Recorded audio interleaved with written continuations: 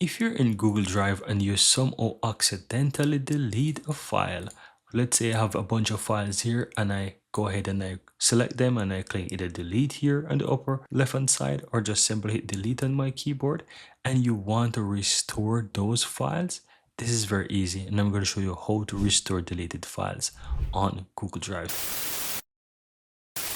So all you have to do, guys, to do that is just simple find the trash on the lower left hand side, click on the trash, you'll find those files that you have there, and you can select all or one or few of them if you so desire, and you can just do two things. You can either press a Control Z and it's going to restore all of those files back to the original location, or if you look upper left hand side on the trash beside the number of selected files, you have an option to delete forever, which you don't want, right? Or you can simply click restore from trash. So either press Control plus Z on your keyboard, or Z, whichever way you call it, or just simply click on this button here and it will restore. So if I go back to my files and go back to my folder, you will see that those files are restored into the folder.